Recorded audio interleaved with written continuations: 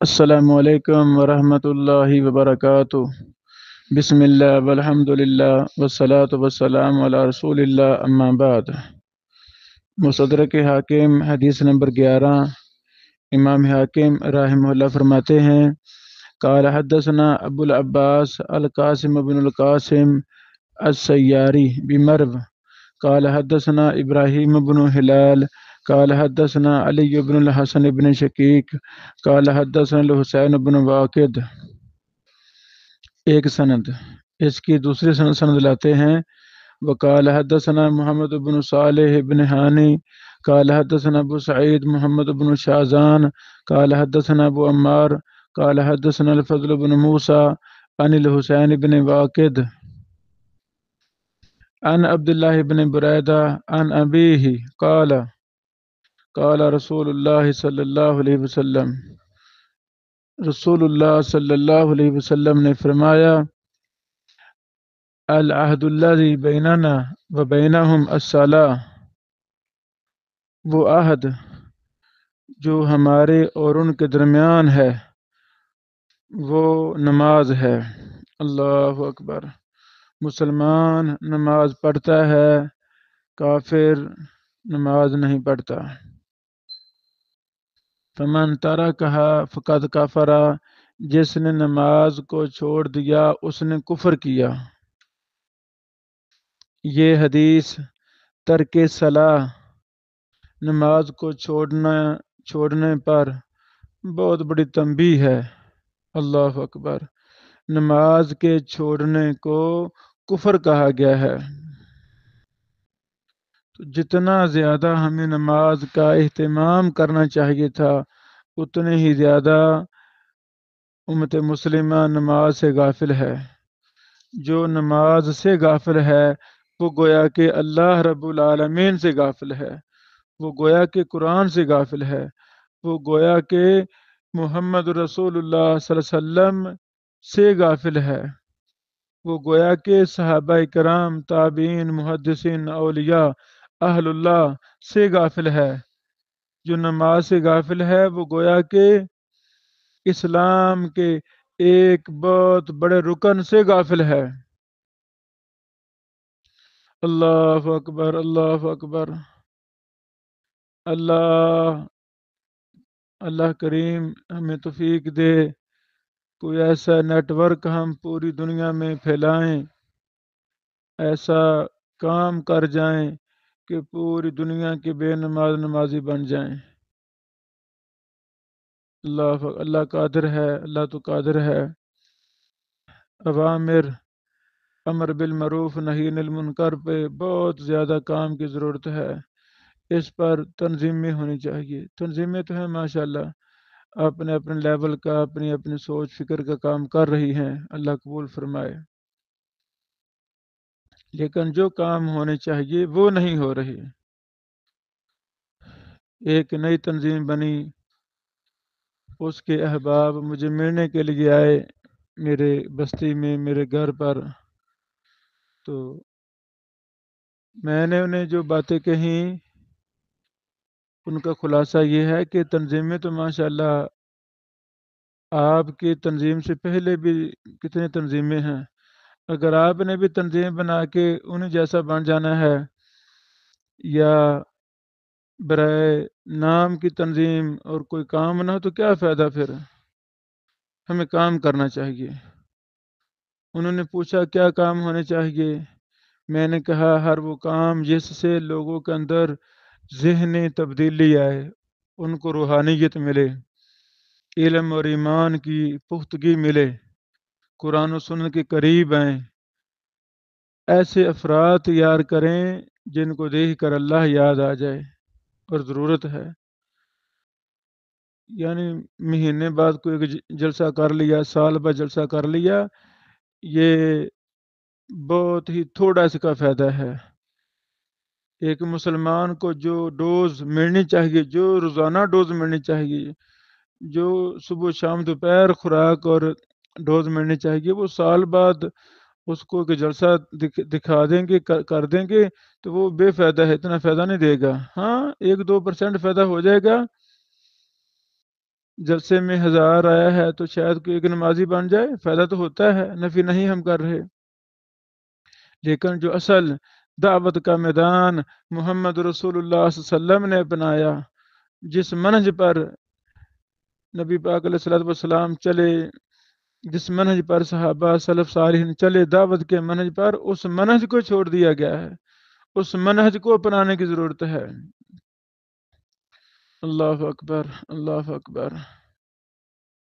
ہمارے اسلاف کسی بستی میں چلے جاتے، وہاں مہینہ مہینہ بیٹھے رہتے، پوری بستی کا عقیدہ صحیح کر دیتے، پوری بستی کو نماز روزہ حج زکوٰۃ کے مسائل سمجھاتے نہیں، یاد کروا دیتے۔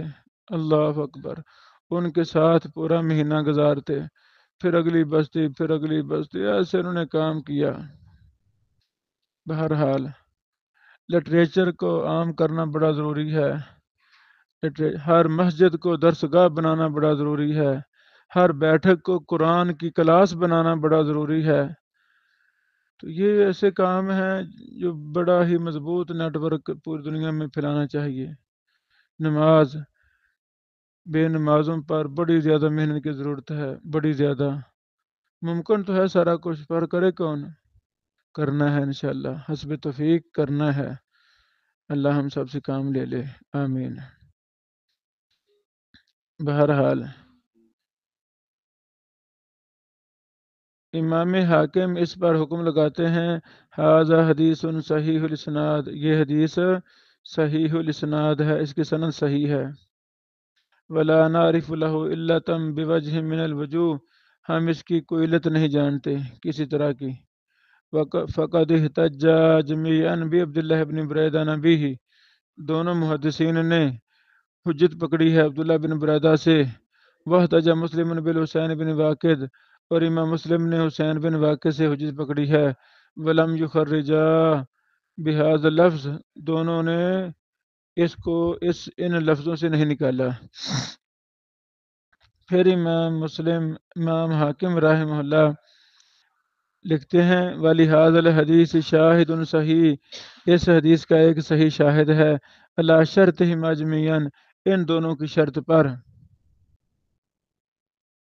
اس حدیث کا شاہد امام حاکم آگے حدیث نمبر 12 وہ پہلی کا شاہد ہے۔ شاہد میں راوی تبدیل ہو جاتا ہے، صحابی مراد، صحابی تبدیل ہو جاتا ہے، باقی حدیث کا معنی مفہوم ایک ہی ہوتا ہے۔ پہلی کا راوی سیدنا بریدہ ہیں حدیث نمبر 11 کے، اور 12 نمبر حدیث کے راوی ابو ہریرہ ہیں، اور دونوں کا معنی ایک ہے تقریباً۔ 11 نمبر حدیث کا متن ہے، العہد الذی بیننا و بینہم الصلاۃ فمن ترکھا فقد کفر۔ 12 نمبر حدیث کا ہے متن، کان اصحاب رسول اللہ صلی اللہ علیہ وسلم لا یرون شیئا من الاعمال ترکہ کفرا غیر الصلاۃ۔ تو ایک ہی ہوا، دونوں معنی ہم تقریباً ایک ہی ہوا۔ بہرحال اس کی سند قوی ہے حسین بن واقد کی وجہ سے۔ ابو عمار کا نام حسین بن حریث ہے۔ یہ حدیث مسند احمد میں بھی ہے 22937 نمبر، سنن ابن ماجہ میں ہے 1079 نمبر، ترمذی میں ہے 2621 نمبر۔ امام ترمذی نے کہا حسن صحیح۔ الحمدللہ۔ تو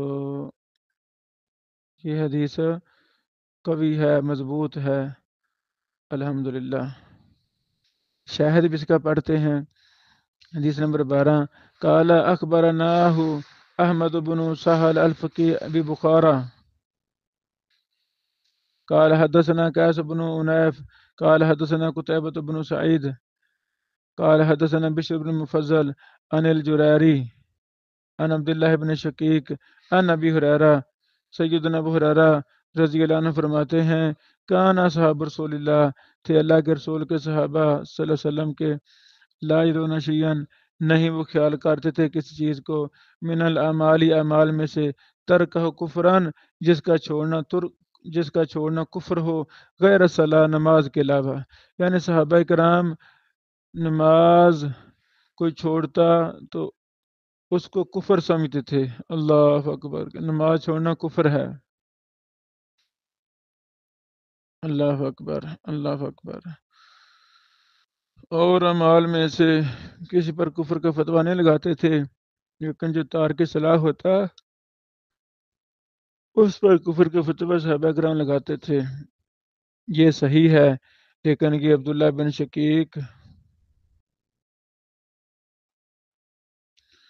اللہ اکبر، لیکن یہ عبداللہ بن شقیق کے قول سے ہے، اس میں سیدنا ابو ہریرہ کا ذکر ساکت ہے۔ اللہ اکبر۔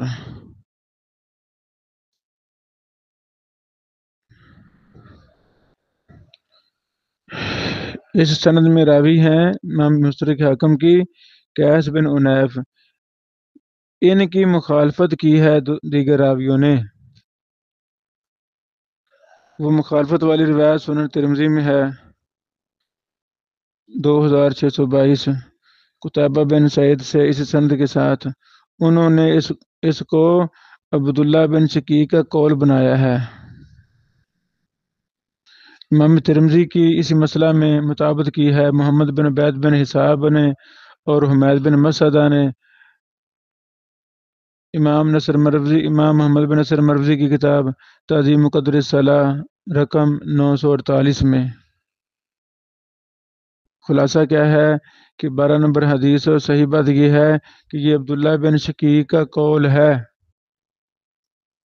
ابو ہریرہ کا ذکر صحیح نہیں ہے، جیسا کہ تفصیل ہم نے بیان کی ہے۔ اللہ تعالی ہمیں نمازی بنائے۔ نماز کی تاکید ہمیں اپنے آپ کو، گھر والوں کو، رشتہ داروں کو، شاگردوں کو، سب کو کرتے رہنا چاہیے۔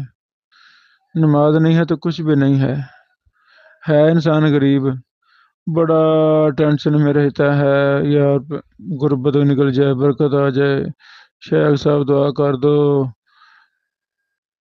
چاچو جی دعا کر دو، بڑے مشورے کر رہا ہے، بڑی دعائیں کرا رہا ہے، لیکن خود نماز نہیں پڑھتا۔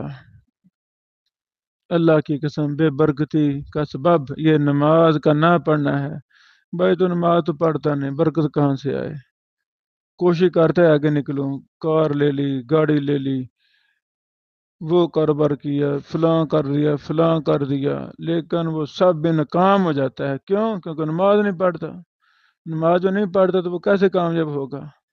جو نماز نہیں پڑھتا اس کے کام میں کیسے برکت آئے گی؟ بے نماز اور حیوان میں فرق ہی نہیں ہے۔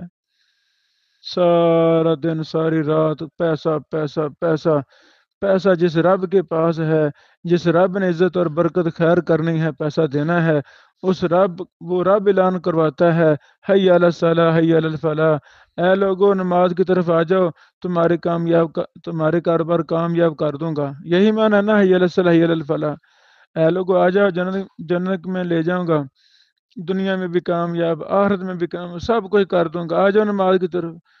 ہم کہتے ہیں اللہ نہیں آنا، نماز کی طرف نہیں آنا، ویسے کامیاب کر دے۔ انا للہ انا للہ، یہ تو حیوانوں کی زندگی ہے، جانوروں کی زندگی ہے۔ جو انسان نماز نہیں پڑھتا اس کی کون سی زندگی ہے؟ اس کا جینا اور مرنا برابر ہے۔ ایسے لوگ بے برکتے لوگ ہوتے ہیں، ایسے گھر بے برکتے گھر ہوتے ہیں۔ اللہ تعالیٰ ہمیں نمازی بنائے، آمین۔